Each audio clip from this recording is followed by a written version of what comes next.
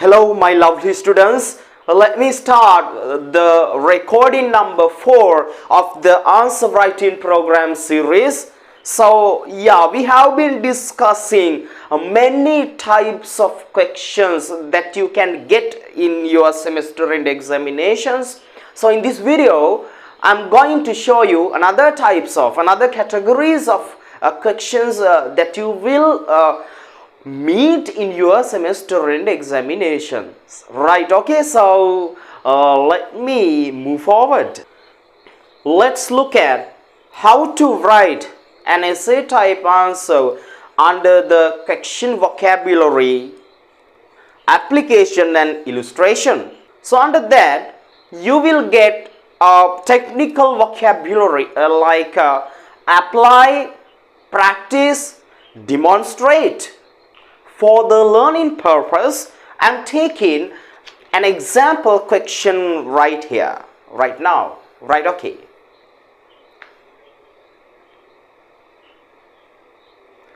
Apply. Here is the question. Apply the principles of supply and demand to explain the impact of a sudden increase in the price of oil on the global economy. Let me repeat it. Apply the principles of supply and demand to explain the impact of a sudden increase in the price of oil on the global economy. Under that, so I have taken 3 criteria such as supply side, demand side, economic impact. So under those criteria, so I explained some important key points for further understanding. Then what you have to do here is you have to add simple explanations, simple descriptions based on those criteria, right? Okay, let me try an example here.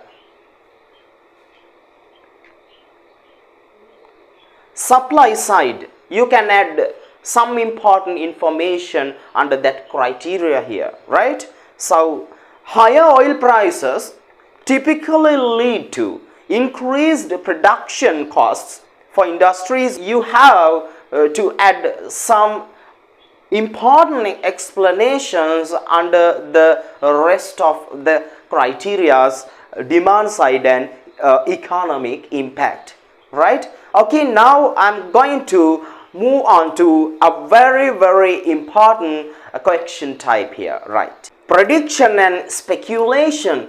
Under that, you will get question words like this: predict, estimated, forecast, speculate, right? You should know how to give your answer based on those words and by looking at the given marks. Let's look at some examples by using the bar graphs and line graphs to predict data. Now look at this example, future predictions based on a line graph. So when you have to draw some line graphs under the different subjects of different topics, so then you have to interpret the results of those line graphs. Sometimes you might predict the trend, some possibilities that will happen in the future, right? So for that you have to use these kind of writing patterns in your university and semester examinations, right? Okay. Forecast. So that is a word, that's a kind of a word you can get in your semester end examinations, right? So based on the forecast, you can create this kind of prediction here, right? Based on the current trend, you have to look at the line graph and the way that line goes, and then you can decide whether the particular item will increase or decrease or equal, right? So then based on the current trend, current trend, that's a nice writing pattern, based on the current trend, right? Okay, so then you can put a comma and then you can say like this: we forecast a 10% increase in sales next quarter. We forecast, that is the simple rule of creating a sentence. You can see here, we subject, forecast is the verb, and a 10% increase is the object here in sales next quarter. That's a nice prediction under this word. So let's move to the word predict here. Predict.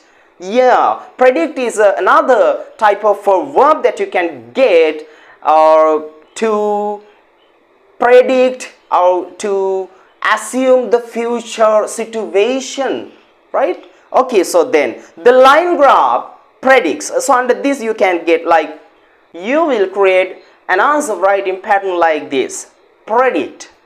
The line graph predicts a significant rise in temperature over the next few weeks. So then you're predicting that the temperature will be increasing during the next few weeks based on the data that has been demonstrated in your line graphs, right? So then I'm moving to the question word project. So you can use this word like this: we project that the company's revenue will double by the end of the year, right?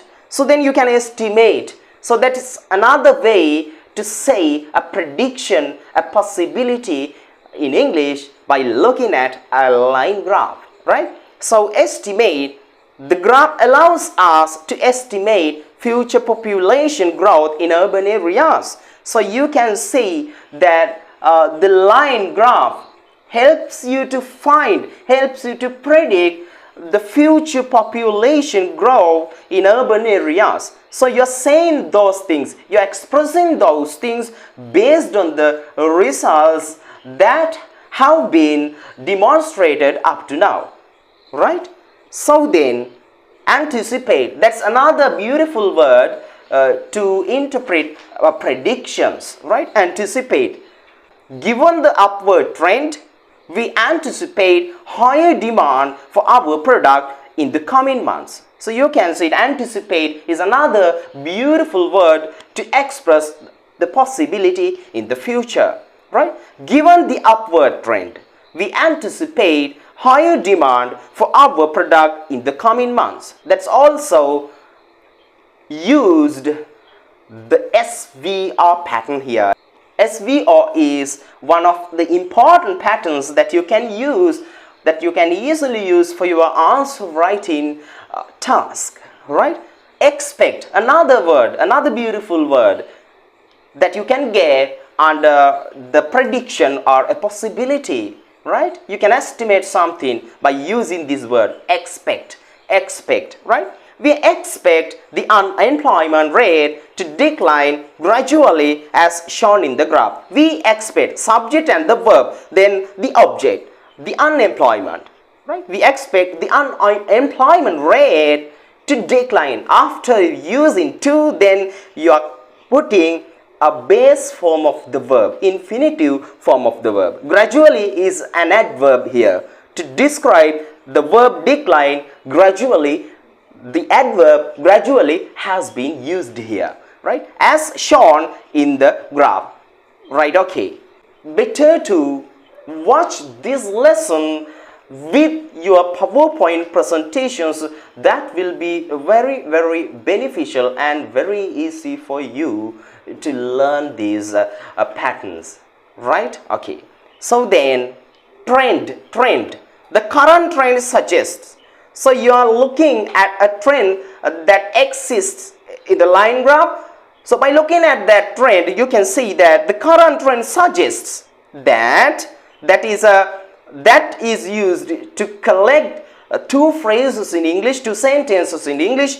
In here, that is doing a major task to connect to connect two sentences. The current trend suggests that internet usage will continue to increase. Right? So the current trend suggests. You can see SVR pattern has been used here. Conjunction that, then there is our sentence which is relevant to the future. You can see here, my dear students, internet usage will continue to increase, right? That's the simple future tense here, right? Okay, I'm moving, right? Okay, suggest, that's another beautiful word. So you can use these beautiful words and important vocabulary for your self-study, because you can find our PowerPoint presentations. So all the points, criteria and the words have been included there, right? Okay, imply, so then show, reveal. So please look at and identify the writing pattern that you can use in your semester end examinations, right? So in here, those sentences have been used for only the learning purpose. Please keep it in your mind, right? So the graph points to like expansion of the tech industry over the next decade. So then that you can use for a word like point to, right? So there are more. So you can go through these words and practice for yourselves, right? Okay, so then how you can describe the graph? Let's have a look at how you can describe axis of a graph. So you might have practiced these sentences in your O-levels when you did your bar graph descriptions, right? Okay, let's look at on how to describe graphs, how to describe lines of a graph, right? You might have learned this in your O-levels when you did describe bar graphs, pie charts and tables. So do you remember that? Okay, hope you remember. How to explain the axis? There are two axes of a bar graph called horizontal axis and vertical axis. So you have to show those axes. You have to demonstrate what is followed. So you have to demonstrate what is shown in those lines, right? For instance, let's look at the x-axis. You can write like this. The x-axis represents time in years, while the y-axis shows the sales figures. Clearly you can see the SVR pattern is used here, right? So how to describe a scale? So you can come up with this kind of a writing pattern here. The scale on the y-axis ranges from 0 to 100 with intervals of 10 units. So if there are gaps of the building blocks, so then you can use the words intervals to describe the gaps, right? So then data points. Each data point on the graph indicates the temperature recorded at a specific hour. It means that the graph indicates what the graph indicates here, right? So then describing the graph. So trend line. So if you can see a trend line, then you can predict where that line goes in the future. Right, okay. So you can see the rest here. So we have created the beautiful PowerPoint presentations. We found many informations. We caught many writing patterns under each and every points and criteria here. So you will get a lot of questions. So you will get these kind of questions in your end semester examinations, right? You will have to face many questions in your degree program, so then you will get the questions on how to predict, how to give your ideas based on the lines, based on the graphs, based on the tables and the figures, sometimes equations, right? So be prepared to write something special in your answer sheet, right? So we are arranging these lessons for you to be rich, for you to be a masterful writer in your academic journey. Keep in touch with us. See you in the next video. Until then, you take care, stay safe, goodbye. Another thing, you should make sure your self-study program with our PPTs. You can also use our PPTs of answer writing for your self-study guidance. So please practice each and every writing pattern, so then you will be very easy to prepare your answers in your semester end examinations, because then you will be having a lot of writing patterns under the different criteria.